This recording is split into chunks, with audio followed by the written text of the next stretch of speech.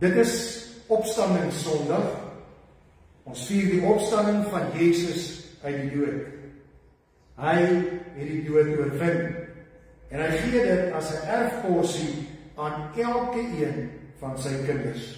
Die klok gaan nou lui, sodat ons emosioneel en intentioneel kan stil word en onsself voorberei op die woordverkondiging.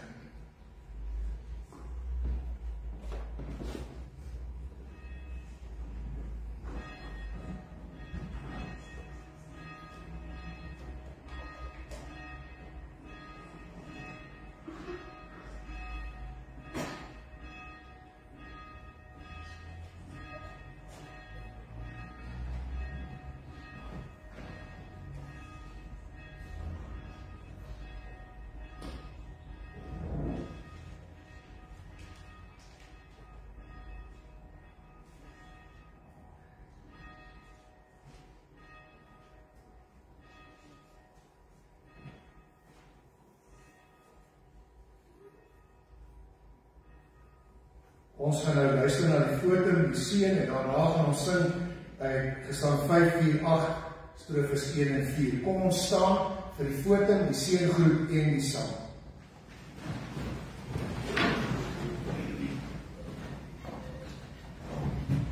Prys die man wat kom, hy is die koning, die Here het hom gestuur. Daar is vrede in die hemel, God in die hoogste hemel is koning. Geliefdes, ek bid dat God ons Vader en die Here Jesus Christus genadig sal wees en dat hy vir ons almal vrede sal gee. Amen.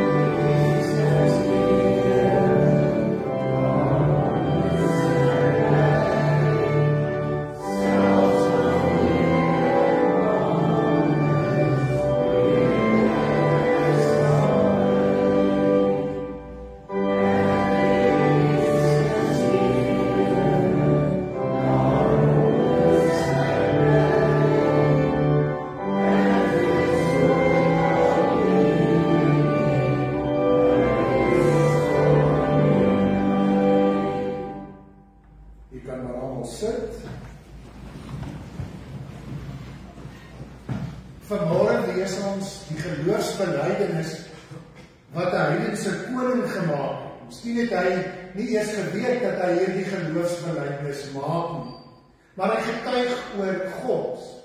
In Daniël 6 vers 26 tot 28 lees ons: Koning Darius het toe 'n brief geskryf vir al die volke wat op die aarde woon. Hy het geskryf: ek hoop dit sal met julle baie goed gaan. Almal oor wie ek regeer, moet God van Daniël dien en eer. Ek sê dit. Hy is die God wat lewe en hy sal altyd lewe. Hy sal altyd koning wees. Hy sal altyd regeer. Hy red mense en hy maak hulle vry. Hy doen tekens en wonderwerke in die hemel en op die aarde. Hy het vir Daniël gered. Die leeu's het Daniël nie gevang nie. Ons sing nou van lied 57 strofe 1.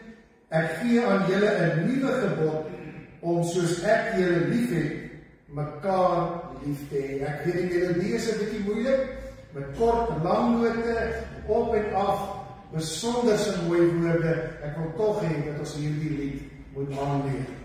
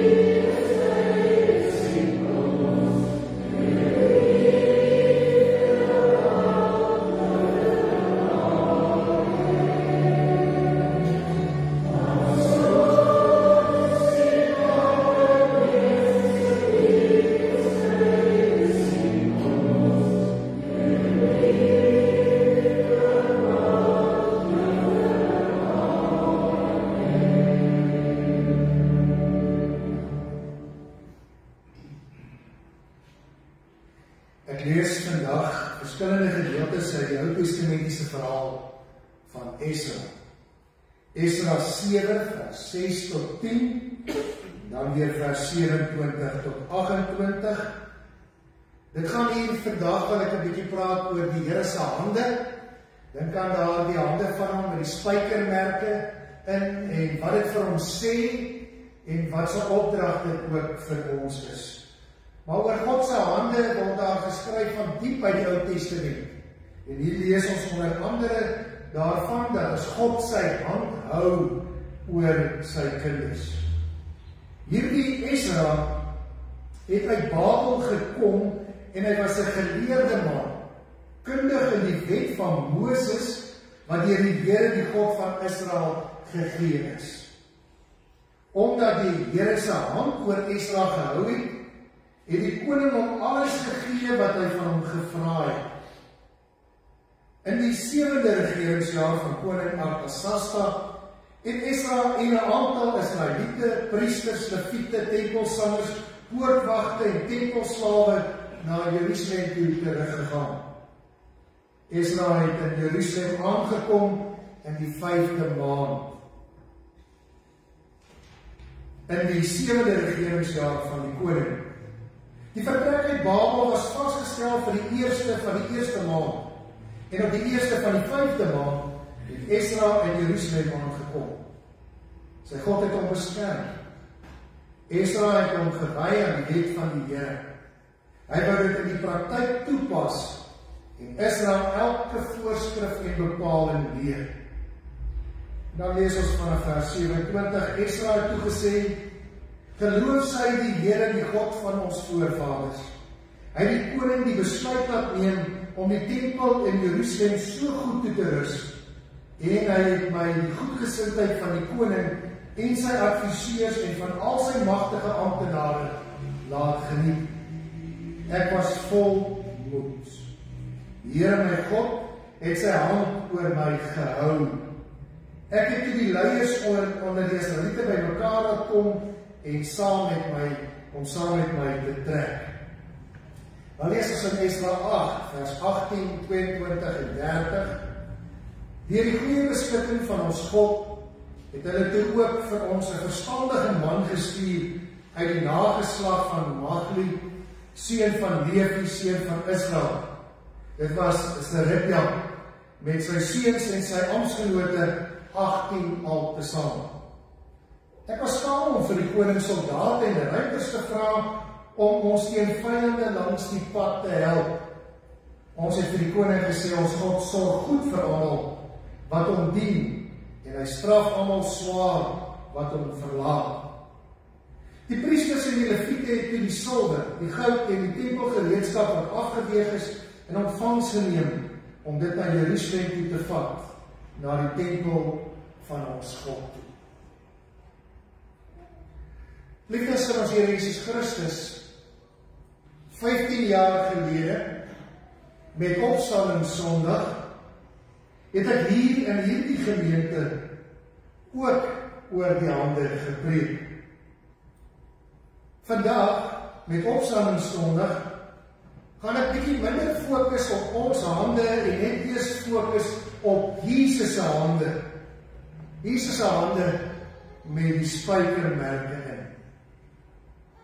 Een van die eerste dinge wat Jesus vir sy disippels gewys het, nadat hy die dood opgestaan het, was juis sy hande. Onthou hy daar tussen hulle verskyn en hy wys vir hulle sy hande met die spykermerke. Sy hande met die merke van die spykers was simbool van sy opstanding en daarom ook simbool van die oorwinning oor die dood. Hoor dit mooi? Hy wys nie vir hulle die spykermerke sodat hulle moet jammer kry nie. Hy wys vir hulle die spykermerke sodat hulle kan sê hy het waarlik opgestaan. Dit is hy wat aan die kruis gesterf het. Hier sit die spykermerke. Dit is hy wat uit die dood opgestaan het. Hier staan hy voor ons. Ons kan dit sien. Die hande met die spykermerke word dus van daar af vir elke kind van die Here simbool van Jesus Christus se opstanding. simbool van sy oorwinning oor die dood. Met hierdie hande het Jesus, toe hy op aarde was, ook nooit geskroom om betrokke te raak by mense en hulle omstandighede nie.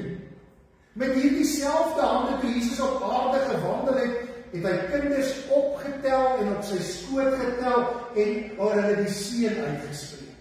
Met hierdie selfde hande het hy mense aangeraak en het hulle gesond geword. Met daardie selfde hande het hy gespoeg op die grond en modder gemaak en het op iemand se oë gesit, sodat daardie persoon weer kon sien. Jesus se hande, sou ons kon sê, is helende hande, versorgende hande, omgee hande, wat hy bewys het, tot in en deur die dood. Daarom is vers 6 ook ons teksvers vanmôre. Omdat die hande van die Here sy God oor hom was, het die koning al sy begeertes ingewillig. Omdat die hand van die Here oor Israel was, het daar 'n nuwe toekoms aangebreek. Het daar 'n nuwe geleentheid aangebreek. Hulle kon wegbreek uit die ballingskap waar hulle was in Babylonië. En teruggaan na Jerusalem toe en daar weer God in volle aanbid. Omdat die hand van die Here oor hulle was. Dink net 'n bietjie oor hierdie troostvolle woorde met opstanding Sondag ook vandag van ons. Die hand van die Here is oor julle. Wanneer ek die seën uitspreek, dan is dit bedoeling dat my hande as te ware die hande word waardeur die Here se hande se seën na die gemeente toe kom. Gaan nie oor my hande nie, maar oor God se hande. God se hande wat 'n geskiedenis het, wat ons kan navolg, wat ons kan naspeur. Daardie hande sê iets van wie en wat God is. Dikwels kan ons in iemand se oë kyk en dadelik besef dat dit met daardie persoon goed gaan. Want daar is lewe in die oë. Daar is dalk sterretjies fonkel in die oë. Maar ander kere kyk jy in iemand se oë en al wat jy sien is hartseer, is pyn, is moegheid. 'n Mens sou dus kon sê dat jy in iemand se oë kan sien hoe of wat daardie persoon op daardie oomblik voel of is. En nou sou jy seker vir my vra, wat het oë met hande te doen, net soos wat oë 'n mens iets vertel van wie en wat 'n mens is, wat 'n mens aangaan, op watter plek 'n mens in sy lewe is, kan iemand se hande ook iets sê.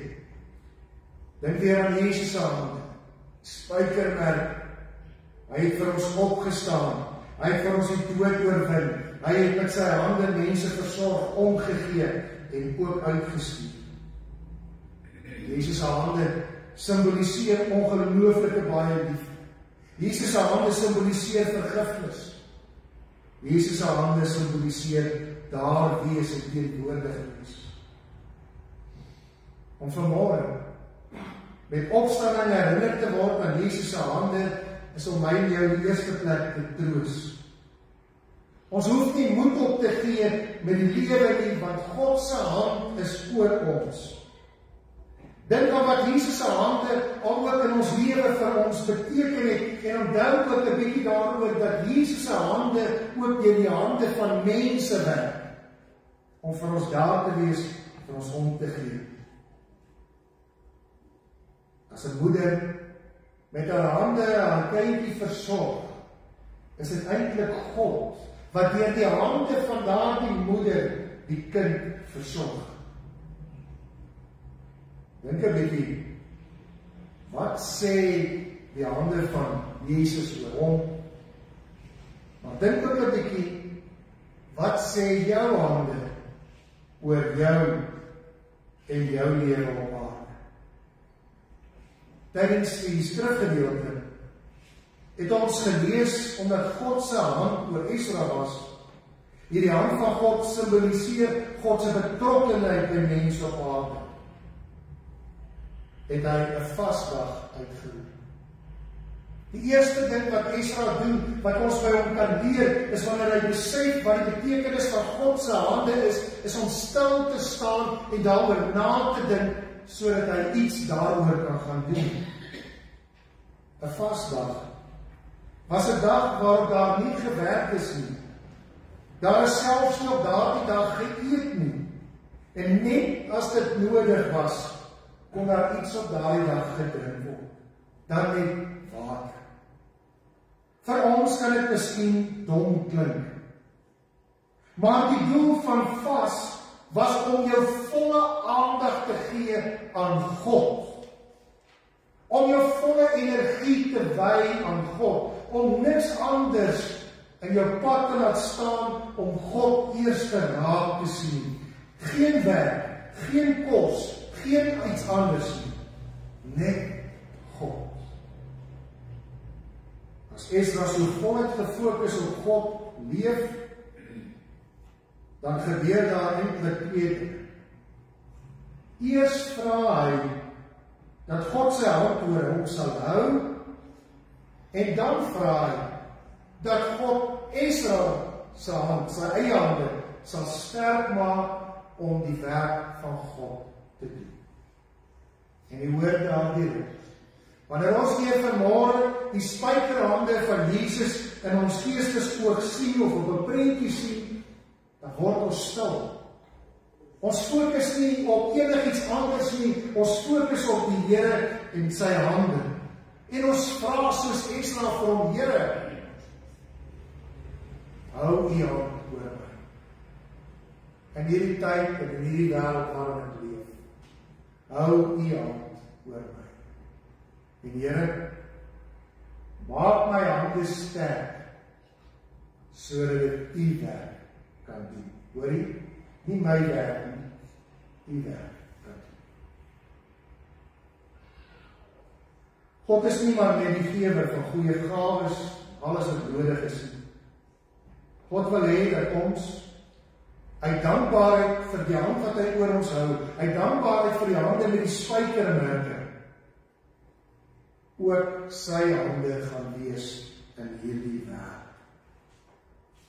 Dit wat my en jou hande vind om te doen, sal wys dat ons gehoorsaam aan God sy hande werk op aarde uitvoer. Ek dink hier weer aan die verhaal wat ek al 'n keer of al 2 keer in die verlede in 'n preek met u gedeel het. Dis die verhaal van 'n klein Franse dorpie wat daar in die Tweede Wêreldoorlog op hulle kerkplein en 'n stadsplein 'n Jesusbeeld gehad het. En toe kom daar 'n vliegtuig oor en hy gooi 'n bom in die stad en die bom slaat hierdie Jesusbeeld in stukke spat. Na die tyd wou hierdie dorpie hierdie beeld weer aan mekaar sit. En oralste gedeeltes van hierdie beeld gaan opspoor en dit aan mekaar vasgesement. Maar hulle kon nie die hande van die beeld kry nie. En toe het hulle gewonder, moet hulle nou maar die beeld vernietig, want die beeld kan tog ons niks beteken sonder sy hande, Jesus se hande nie. En toe kom hulle met 'n slim plan op. Los die beeld sonder Jesus se hande. En hulle sit 'n bordjie daarop. Kom ons word Jesus se hande. Kom ons word Jesus se hande. Dit is wat God se woord ook vanmôre vir ons kom sê. Die dankbaarheid vir die opstanding en daai spykermerke wil ons God se hande gaan word. Ons kan God se hande wees wanneer ons iemand vertroos wat met verlies worstel. Ons kan God se hande wees wanneer ons vir iemand bid wat deur 'n moeilike operasie of siekte gaan. Ons gaan God vra om sy hand oor die gemeente te hou, maar dan moet ons God se hande word in die gemeente, wat God se werk in die gemeente doen. Ons kan God vra om iets te doen aan die stukke in Suid-Afrika, maar dan moet ons God se hande word, wat self iets doen aan die heelmaak van die Suid-Afrika waarvoor ons so lief is. Ons kan God bid om die minder bevoorregte mense te moet help, maar dan moet ons God se hande word wat vir die minder bevoorregte mense help. Inderdaad het God reeds van die begin af besluit om ons hande te gebruik om sy werk in hierdie wêreld te doen. God werk met die wêreld. God werk met mense deur mense se hande te gebruik, omdat sy hande spykermerke in. Wat sê my hande oor my verhouding met God? Wat sê my hande oor my betrokkenheid by die kerk? Wat sê my hande oor die wêreld en die gemeenskap waarin ek leef? Vir my het ek afgesluit met hierdie woorde in 15 jaar gelede. Vir my sou dit wonderlik wees as mense eendag op my begrafnis sou kom sê, hierdie hande van Hannes, hulle het hard gewerk. Hard gewerk vir sy familie, hard gewerk vir sy gemeentes, hard gewerk vir die kerk, hard gewerk vir die koninkryk van God.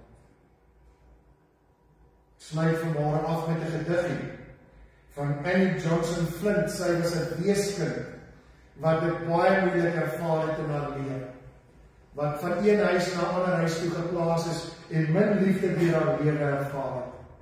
Net voor sy sterf skryf sy 'n gediggie op Engels. I have no hands but your hands to do my work. I have no feet but your feet to lead me on thy way. I have no tongue but your tongue to tell how I die. I have no help but your help to bring them to God's side. Amen. Kom ons bid saam. Here, op hierdie opstanding Sondag borrel die vreugde in ons. Ons Here is God. Ons Here is nie net 'n superheld wat vir ons gesterf het aan 'n kruis nie, maar waarlik God, almagtig, in beheer oor lewe en die dood. God, wat in Jesus Christus na die opstanding gekom het en spykermerke gewys het. Ek het vir julle gesterf. Ek het vir julle die dood ingegaan. Maar ek het ook vir julle my kinders opgestaan en die dood oorwin. En U, Here, U het vir ons gegee as 'n erfdeel. Die grootste erfporsie wat ons ooit sal ontvang. Ons verdien dit nie, maar U gee dit nogtans. En U vra van ons, Here, dat daai spykerhande van U net se werk moet voortgaan in ons hande. Hier is ons hande, Here. Neem dit. Laat dit vir U werk. Amen. Ons slotsang gaan wees Psalm 5:3-2, so vers 1 tot 3, ons gaan staan as ons dit sing. Daarna bly jy staan vir die uitspreek van die seën van die Here, en dan is die erediens klaar.